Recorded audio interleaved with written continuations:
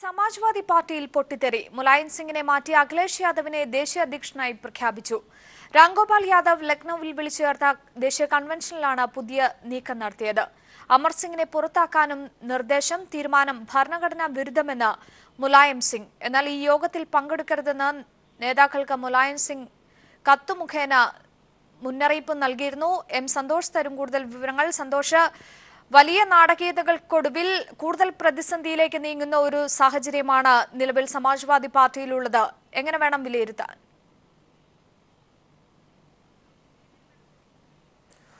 Anju, Samajwadi party അതിന്റെ 35 വർഷത്തെ ചരിത്രത്തിൽ ഇല്ലാത്ത വിധം വിഷമസന്ധിയിൽ പ്രതിസന്ധി ഘട്ടത്തിലാണ് എത്തി നിൽക്കുന്നത്.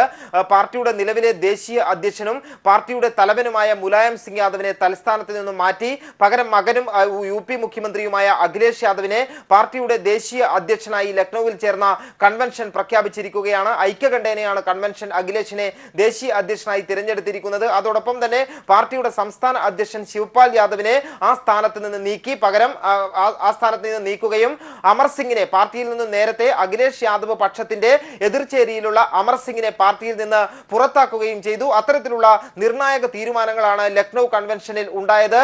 ഈ കൺവെൻഷനിൽ സംസാരിച്ചുകൊണ്ട് അഖിലേഷ് യാദവ് ശിവപാൽ യാദവിനെ രൂക്ഷമായി ആക്രമിക്കുകയും ഉണ്ടായി. പാർട്ടിയെ തകർക്കാൻ വേണ്ടി പാർട്ടി അധികാരത്തിൽ എത്തരുത് എന്ന് ആഗ്രഹിക്കുന്നവരാണ് ഇത്തരത്തിൽ സംഘർഷം ഉണ്ടാക്കിയത് എന്നാണ് അഖിലേഷ് യാദവ് ചൂണ്ടിക്കാട്ടിയത്. അതോടൊപ്പം തന്നെ പിതാവായ മുലായം സിംഗ് യാദവ് തന്നെയായിരിക്കും പാർട്ടിയുടെ ഏറ്റവും തലമുതിർന്ന നേതാവ്.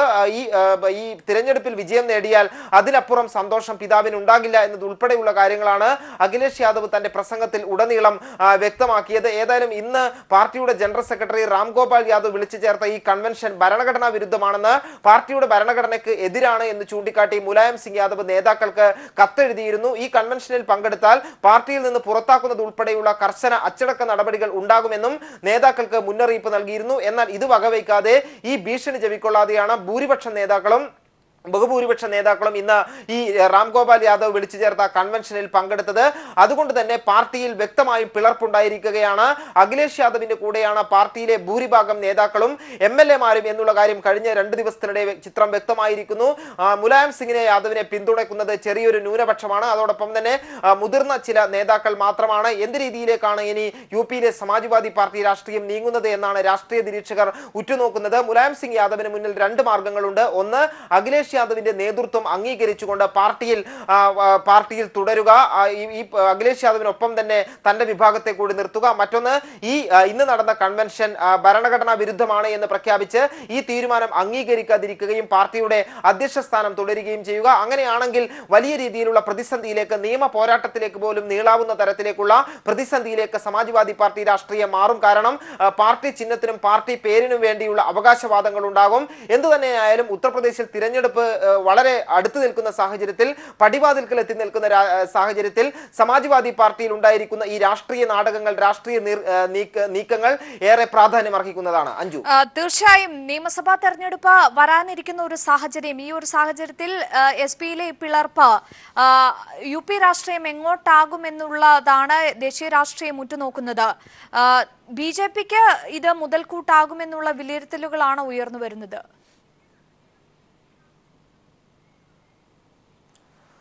അഞ്ജു, ഉത്തർപ്രദേശ് രാഷ്ട്രീയം രാജ്യത്ത് ദേശീയ രാഷ്ട്രീയത്തിൽ ഏറ്റവും നിർണായകമായ സ്വാധീന ശക്തിയാണ് ഉത്തർപ്രദേശിലെ രാഷ്ട്രീയം. ഉത്തർപ്രദേശ് തിരഞ്ഞെടുപ്പിൽ വിജയിക്കുന്നവർ അല്ലെങ്കിൽ ഉത്തർപ്രദേശിൽ ഭൂരിപക്ഷം തെളിയിക്കുന്നവർ ദില്ലിയിൽ അധികാരത്തിലെത്തും എന്നുള്ളത് രാഷ്ട്രീയ കേന്ദ്രത്തിൽ പരക്കെ പറഞ്ഞു കേൾക്കുന്ന ഒരു വാചകം കൂടിയാണ്.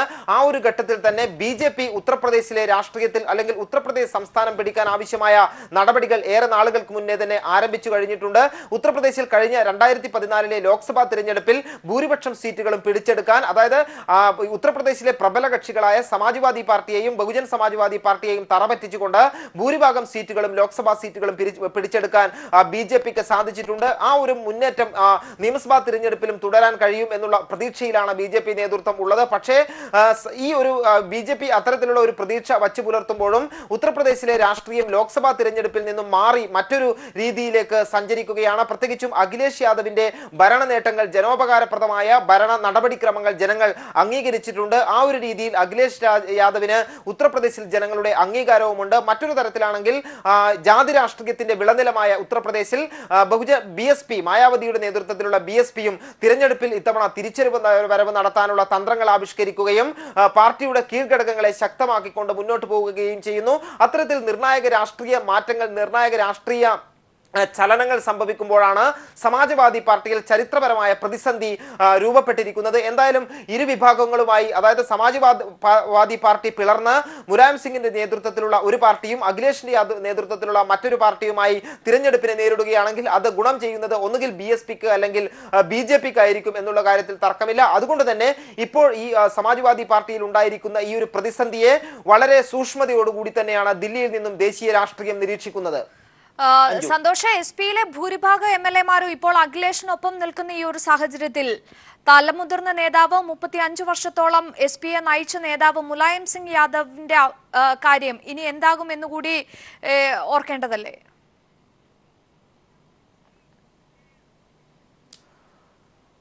അഞ്ജു, രാജ്യത്തെ തന്നെ ഏറ്റവും മുതിർന്ന നേതാക്കളിൽ ഒരാളാണ്, തലമുതിർന്ന നേതാക്കളിൽ ഒരാളാണ് മുലായം സിംഗ് യാദവ്. പ്രധാനമന്ത്രി പദത്തിലേക്ക് പോലും എത്തുമെന്ന് പ്രവചിക്കപ്പെട്ടിരുന്ന നേതാവാണ് മുലായം സിംഗ് യാദവ്. അതിനുള്ള ശ്രമങ്ങളും പലതവണ നടത്തിയിരുന്നെങ്കിലും അത് വിജയിച്ചില്ല. എന്നാൽ മുലായം സിംഗ് യാദവിന്റെ രാഷ്ട്രീയ ജീവിതത്തിൽ വലിയ രീതിയിലുള്ള തിരിച്ചടിയാണ് സ്വന്തം മകനിൽ നിന്നും ഇപ്പോൾ ഉണ്ടായിരിക്കുന്നത് എന്നുള്ളതാണ് വസ്തുത. പ്രത്യേകിച്ചും ഇനി എന്ത് സ്ഥാനമാണ് മുലായം സിംഗിന് വഹിക്കാൻ കഴിയുക എന്നുള്ളതിനെ സംബന്ധിച്ചുള്ള ചർച്ചകളാണ് ഇപ്പോൾ പുരോഗമിക്കുന്നത്. പ്രത്യേകിച്ചും ഒന്നുകിൽ മുലായം സിംഗ് യാദവിനെ പാർട്ടി പിളർന്ന മുലായം സിംഗ് പക്ഷമായി തന്നെ പാർട്ടിയായി നിലയുറപ്പിക്കാം. പക്ഷേ ആ പാർട്ടിക്ക് എത്ര കണ്ട് അണികളുടെ പിന്തുണ, MLA-മാരുടെ പിന്തുണ ലഭിക്കും എന്നുള്ള കാര്യത്തിൽ സംശയമുണ്ട്. തിരഞ്ഞെടുപ്പിൽ മുലായം സിംഗ് യാദവ് വിഭാഗത്തിന് കനത്ത തിരിച്ചടിയേൽക്കുകയാണെങ്കിൽ അത് മുലായം സിംഗ് യാദവിന്റെ വർഷങ്ങളോളം നീണ്ട രാഷ്ട്രീയ ജീവിതത്തിന് തന്നെ കളങ്കമേൽപ്പിക്കുന്ന ഒരു സംഭവമാകും. അതുകൊണ്ട് തന്നെ ഒരു അനുനയ ശ്രമത്തിലേക്ക് പോകാനുള്ള സാധ്യതയും തള്ളിക്കളയാൻ കഴിയില്ല. കാരണം ഈ ഒരു നീക്കം അഖിലേഷ് യാദവിൽ നിന്നും പ്രതീക്ഷിച്ചിരിക്കുന്നത് കൊണ്ട് തന്നെയാണ് ഇന്നലെ പാർട്ടിയിൽ നിന്നും പുറത്താക്കിയതിന് മണിക്കൂറുകൾ പിന്നിടുന്നതിനിടയിൽ തന്നെ അഖിലേഷ് യാദവിനെയും രാംഗോപാൽ യാദവിനെയും പാർട്ടിയിലേക്ക് തിരിച്ചെടുക്കുക എന്നുള്ള ഒരു തീരുമാനത്തിലേക്ക് മുലായം സിംഗ് യാദവ് എത്തിച്ചേർന്നത്. എങ്കിൽ കൂടിയും ഇന്നുള്ള ഈ ഒരു അപ്രതീക്ഷിത നീക്കത്തിലൂടെ അഖിലേഷ് യാദവ് വീണ്ടും താനാണ് പാർട്ടിയിലെ അജയ്യ ശക്തി എന്ന് തെളിയിച്ചിരിക്കുകയാണ്. മുലായം സിംഗിന്റെ മുന്നിലുള്ള മാർഗം ഒന്നുകിൽ മകന് കീഴ്പ്പെട്ട പാർട്ടിയിൽ പ്രവർത്തിക്കുക, അല്ലെങ്കിൽ മറ്റൊരു ഘടകമായി നിലയുറപ്പിക്കുക, പാർട്ടി സ്വന്തം നിലയിൽ പാർട്ടി പ്രവർത്തനം തുടരുക എന്നുള്ളത് മാത്രമാണ്. ഏതായാലും അഖിലേഷ് യാദവ് എന്താണ് തീരുമാനം?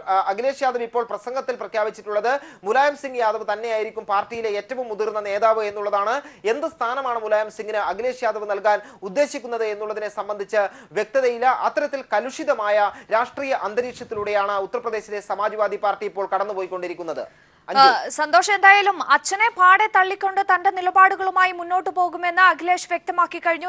അദ്ദേഹത്തിന്റെ നിലപാടുകളും അത് വ്യക്തമാക്കുന്നു. ഇനി അഖിലേഷിന്റെ മുന്നോട്ടുള്ള നീക്കം എന്താകുമെന്നുകൂടി ദേശീയ രാഷ്ട്രീയം ഉറ്റുനോക്കുന്നുണ്ട്.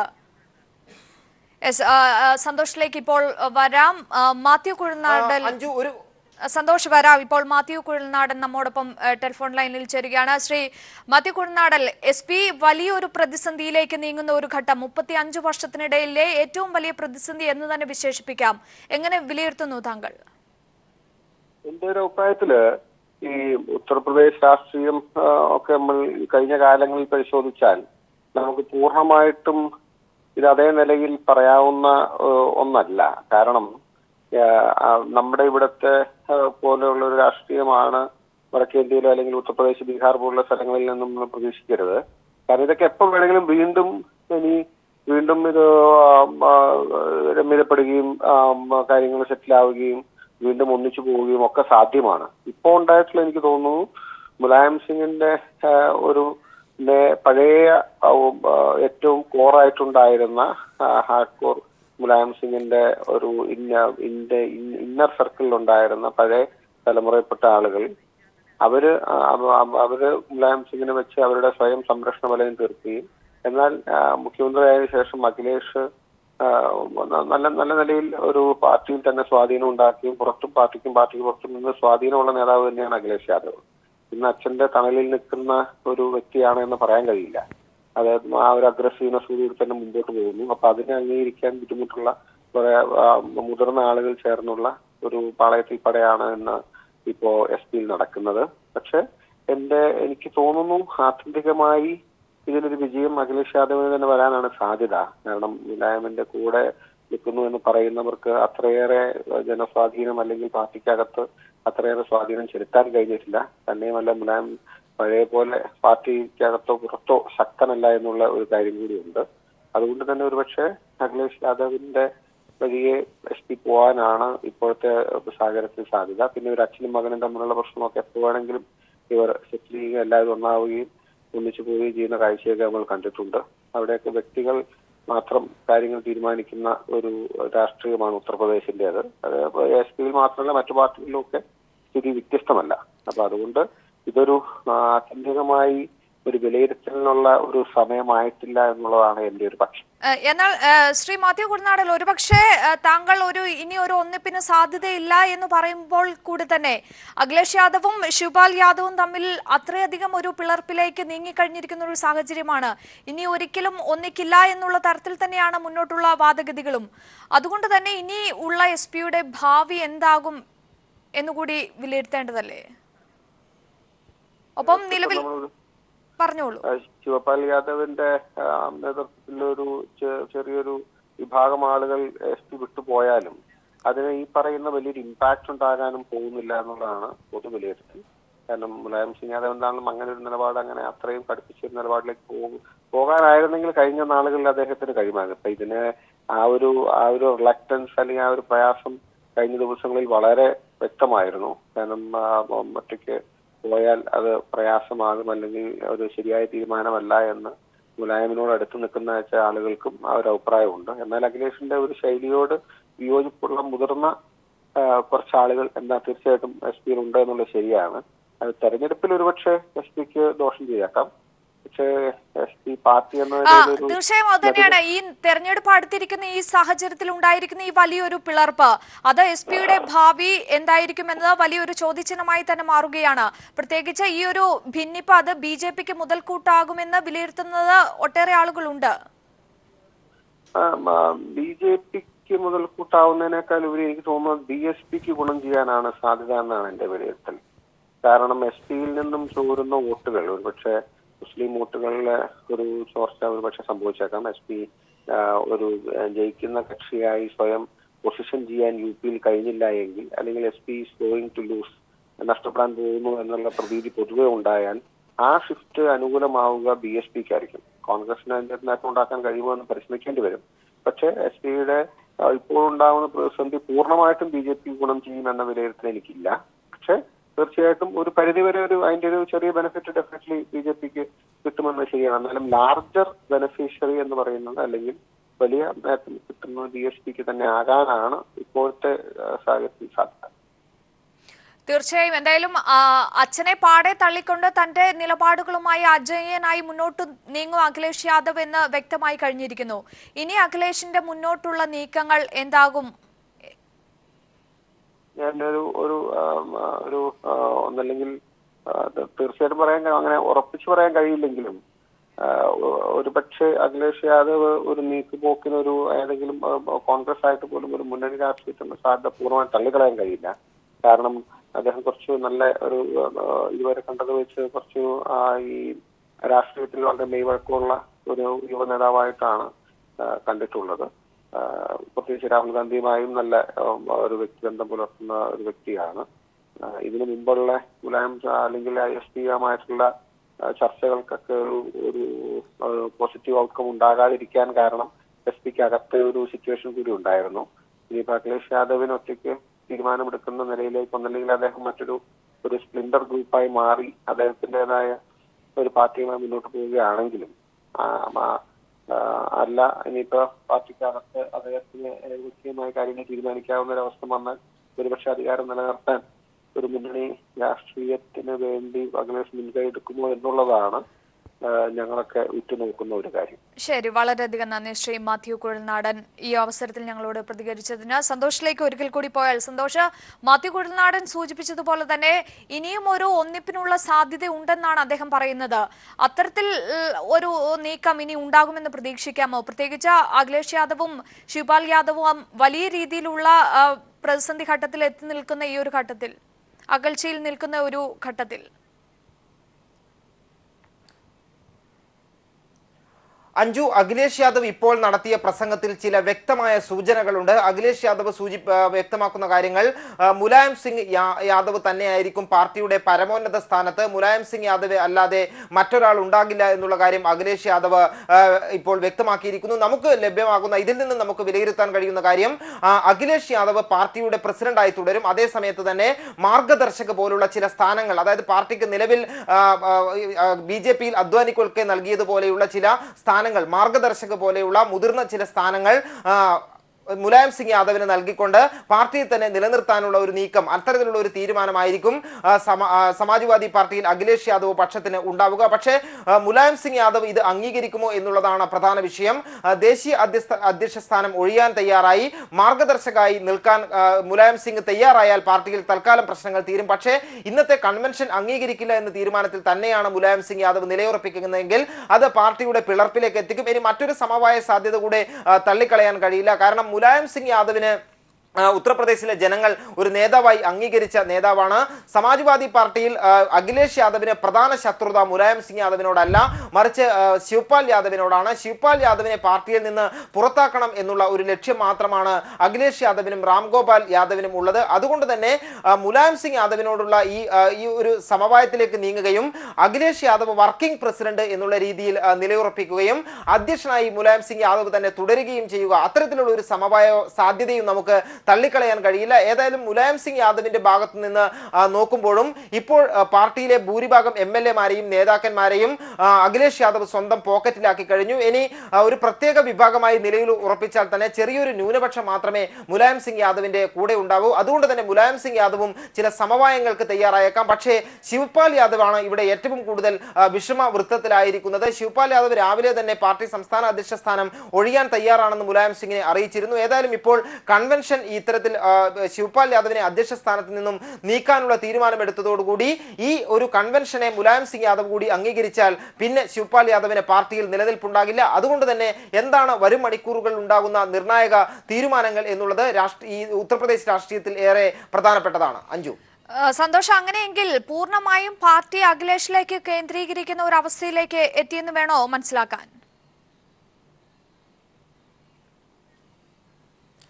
നിലവിലെ ഒരു സാഹചര്യത്തിൽ അഖിലേഷ് തന്നെയാണ് പാർട്ടിയുടെ പരമോന്നത നേതാവ് എന്നുള്ളത് പാർട്ടി കൺവെൻഷൻ പ്രഖ്യാപിച്ചു കഴിഞ്ഞു. ഇന്നലെയും ഇന്നുമായി നടന്ന കൂടിയാലോചനാ യോഗങ്ങളിലും ആ കാര്യങ്ങൾ വ്യക്തമാകുകയും ചെയ്തു. ഇന്നലെ തന്നെ MLA-മാരുടെ യോഗം അഖിലേഷ് യാദവ് വിളിച്ചു ചേർത്തപ്പോൾ മുലായം സിംഗ് യാദവിന്റെ നേതൃത്വത്തിൽ ഈ യോഗത്തിൽ പങ്കെടുക്കുന്ന MLA-മാർക്കെതിരെ നടപടിയുണ്ടാകും എന്നുള്ള താക്കീത് നൽകിയിരുന്നു. ശിവപാൽ യാദവ് സംസ്ഥാന അധ്യക്ഷൻ എല്ലാ MLA-മാരോടും ഈ യോഗത്തിൽ പങ്കെടുക്കരുത് എന്ന് നിർദ്ദേശിക്കുകയും ചെയ്തിരുന്നു. എന്നാൽ ഭൂരിപക്ഷം MLA-മാരും 195ഓളം വരുന്ന MLA-മാർ ഈ പാർട്ടി തലവൻ മുലായം സിംഗ് യാദവിന്റെയും ശിവപാൽ യാദവിന്റെയും താക്കീത് വകവയ്ക്കാതെയാണ് അഖിലേഷ് യാദവ് വിളിച്ചു ചേർത്ത യോഗത്തിൽ പങ്കെടുത്തത്. അതോടുകൂടി തന്നെ ഒരു കാര്യം വ്യക്തമായിരിക്കുന്നു, അഖിലേഷ് യാദവിന് തന്നെയാണ് പാർട്ടിയിൽ സ്വാധീനം എന്നുള്ള കാര്യം ഇന്നലെ വ്യക്തമായി. ഏതായാലും ഇന്ന് നടന്ന ഈ ദേശീയ കൺവെൻഷനിൽ പങ്കെടുക്കരുത് എന്നുള്ള താക്കീത് മുലായം സിംഗ് യാദവ് രേഖാമൂലം തന്നെ നേതാക്കൾക്ക് നൽകിയിരുന്നു. എന്നാൽ അതിനും വില കൽപ്പിക്കാതെയാണ് നേതാക്കന്മാർ ഇന്ന് അഖിലേഷ് യാദവിന്റെ കൺവെൻഷനിൽ പങ്കെടുത്തത്. അതുകൊണ്ട് തന്നെ ഒരു കാര്യം വ്യക്തമാണ്, എന്തായാലും ഇനി ഒരു വിട്ടുവീഴ്ചയ്ക്ക് അഖിലേഷ് യാദവ് തയ്യാറായാൽ പോലും ഒരു കാര്യം ശിവപാൽ യാദവിനെയും മുലായം സിംഗ് യാദവിനെയും ബോധ്യപ്പെടുത്താൻ അഖിലേഷിന് സാധിച്ചിരിക്കുന്നു. താനാണ് ഇപ്പോൾ പാർട്ടിയുടെ, അതായത് 5 വർഷം മുമ്പ് പാർട്ടി മുഖ്യമന്ത്രി സ്ഥാനത്തേക്ക് പിതാവ് തന്നെ കൊണ്ടുവരുമ്പോഴുള്ള അഖിലേഷ് യാദവ് അല്ല താനിപ്പോൾ പാർട്ടിയിലെ അജയ്യ ശക്തിയായി മാറാൻ കഴിഞ്ഞിരിക്കുന്നു. ഇനി മുലായം സിംഗ് യാദവിന്റെ പിന്തുണയില്ലാതെ തന്നെ തനിക്ക് പാർട്ടിയെ മുന്നോട്ട് നയിക്കാൻ കഴിയും എന്നുള്ള വ്യക്തമായ സൂചനയാണ് ചില സംഭവ വികാസങ്ങളിലൂടെ അഖിലേഷ് യാദവ് വ്യക്തമാക്കി കൊടുത്തത്. ആ കാര്യം മുലായം സിംഗ് യാദവിനെ ബോധ്യപ്പെടുകയും ചെയ്തിട്ടുണ്ട് എന്നുള്ളതിന്റെ അടിസ്ഥാനത്തിലാണ് ഇന്നലെ പുറത്താക്കിയ അഖിലേഷ് യാദവിനെ തിരിച്ചെടുക്കാൻ മുലായം സിംഗ് യാദവ് തയ്യാറാവുകയും ചെയ്തത്. ഏതായാലും ആ ഒരു നിലപാടിൽ തന്നെ മുലായം സിംഗ് യാദവ് തുടർന്നാൽ, അതായത് അഖിലേഷ് യാദവുമായി സമരസപ്പെട്ട് മുന്നോട്ട് പോകാം എന്നുള്ള നിലപാടിൽ തുടർന്നു കഴിഞ്ഞാൽ മാർഗദർശക പോലുള്ള സ്ഥാനങ്ങൾ വഹിച്ചുകൊണ്ട് അഖിലേഷ് യാദവിനെ സമാജ്വാദി പാർട്ടി ദേശീയ അധ്യക്ഷനായി പ്രഖ്യാപിച്ചിരിക്കുന്ന വിവരങ്ങളാണ് സന്തോഷ്. ATM-കളിൽ നിന്ന് ഇന്നു മുതൽ ദിവസം 4500 രൂപ പിൻവലിക്കാം. എന്നാൽ പിൻവലിക്കാവുന്ന തുകയുടെ പരിധി ഉയർത്തിയെങ്കിലും രാജ്യത്തെ 70% ATM-കളിലും ഇപ്പോഴും ആവശ്യത്തിന് പണം എത്തിക്കാൻ റിസർവ് ബാങ്കിനായിട്ടില്ല. അതുകൊണ്ട് തന്നെ പുതുവർഷത്തിലും നോട്ടിനായുള്ള നെട്ടോട്ടം തുടരുകയാണ്. വിവരങ്ങളുമായി സന്തോഷ് സർലിംഗ് ചേരുകയാണ്. സന്തോഷ്, നിലവിൽ ATM-കൾക്ക് മുമ്പിലെ അവസ്ഥ എന്താണ്? നീണ്ട നിര തന്നെയുണ്ടോ? അഞ്ചു പുതുവർഷത്തിൽ ATM-ൽ നിന്ന് പണം എടുക്കാൻ എത്തിയവർക്ക് ഇപ്പോഴും പണം കൃത്യമായി ലഭിക്കുന്നില്ല എന്ന പരാതി ഉയരുന്നുണ്ട്. പ്രത്യേകിച്ച് ഡൽഹി അടക്കമുള്ള പ്രധാന നഗര കേന്ദ്രങ്ങളിൽ പോലും ATM-കളിൽ നിന്ന് നേരത്തെ പറഞ്ഞത് പ്രകാരമുള്ള 4500 രൂപ ആകുന്നില്ല എന്ന പരാതിയാണ് ലഭ്യമാകുന്നത്. ബാങ്കുകളിൽ നിന്ന് അന്വേഷിച്ച പ്രകാരം ഇന്ന് പൊതു സ്വകാര്യ മേഖല എല്ലാ ബാങ്കുകളും അവധിയിലാണ്. ഈ ATM-ൽ നിന്ന് പിൻവലിക്കാവുന്ന തുകയുടെ പരിധി 2500 നിന്ന് 4500 ഉയർത്തിയ വിവരം ലഭിച്ചത് ശനിയാഴ്ച രാവിലെയോടുകൂടിയാണ്. അപ്പോഴത്തേക്കും ബാങ്കുകൾ അവധിയിലേക്ക് പ്രവേശിക്കപ്പെട്ടിരുന്നു. ഈ രണ്ട് കാര്യങ്ങൾ, ഒന്ന് പണം റിസർവ് ബാങ്കിൽ നിന്ന് ലഭിക്കേണ്ടതുണ്ട്, മറ്റൊന്ന് ഈ ATM-കളിൽ സാങ്കേതിക മാറ്റം വരുത്തണം. കാരണം നവംബർ 17-ാം തീയതി മുതൽ 2500 രൂപ മാത്രമേ പിൻവലിക്കാനാവുകയുള്ളൂ. അതിനുള്ള സാങ്കേതിക ക്രമീകരണമാണ് ATM-കളിൽ ഉള്ളത്. അത് മാറ്റി 4500 ഉയർത്തണം. പക്ഷെ ഇത് രണ്ടിനും ഇന്ന് സമയമെടുക്കും. ഇന്ന് കഴിയാൻ സാധ്യത കുറവ്. അങ്ങനെയെങ്കിൽ നാളെ മുതൽ മാത്രമേ പ്രവർത്തന സജ്ജമായി തുടങ്ങുകയുള്ളൂ. ശരി, വ്യക്തമാണ്. സന്തോഷ് സർലിംഗ് ആണ് വിവരങ്ങൾ നൽകിയത്.